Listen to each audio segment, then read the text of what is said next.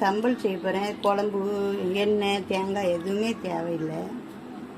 இந்த சம்பல் பழைய சாதம், சாம்பார் சாதத்துக்கு தொட்டு சாப்பிடலாம். தட்டை வச்சு அதுக்கு மேலே ஒரு தட்டை வச்சு அதில் இந்த மீனை தூக்கி இப்படி வச்சு வேக வைக்கணும். எங்கள் வீட்டில் மத்தி மீன் வாங்கணும், அதனால் இந்த மத்தி மீனில் நான் செய்கிறேன்.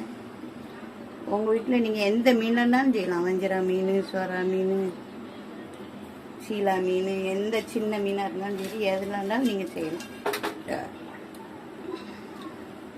இப்போ அந்த மீன் இப்படி வேகட்டும். நம்ம அடுத்த வேலைக்கு ஒரு லெமனு,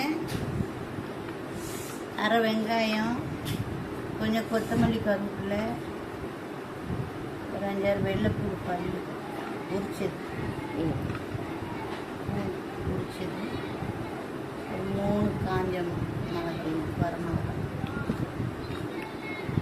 இதை என்ன செய்யுதுன்னு பாருங்க. வத்தலும் வெள்ளைப்பூடும் வெறுமனை போட்டு வறுக்கிறேன்.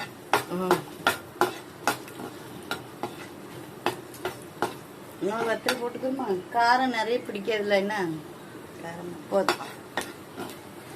லெமன் சேர்க்குறோம்ல, லெமன் சேர்க்குறோம். பிள்ளைகள் சாப்பிடுவாங்கள்ல, காரம் நிறைய. இந்த வத்தலையும் இந்த வெள்ளைப்பூடும் எண்ணெயில் வறுத்துக்கிறணும். கொஞ்சம் எண்ணெய் ஊற்றி வெள்ளைப்பூடும் இடிக்கிறேன். நல்லா இடிக்கணும். மீன் தோலி இருக்கணும். மீன் தோலை இந்த இது எல்லாத்தையும் எடுத்துடணும். உள்ளவங்க எண்ணெயில் பொரிச்சது திங்க பயமாக இருக்குதுன்னு நினைக்கிறவங்கலாம் இந்த மாதிரி செஞ்சு சாப்பிட்டுக்கலாம். இது ஒரு சம்பல்.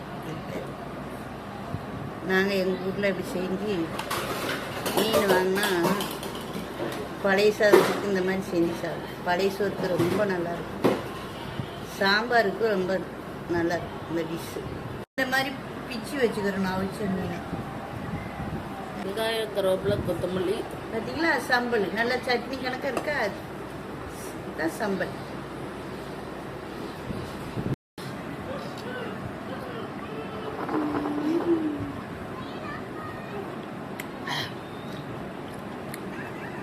இல்லை, உப்பு புளிப்பு உரப்புமா சூப்பராக இருக்கும்.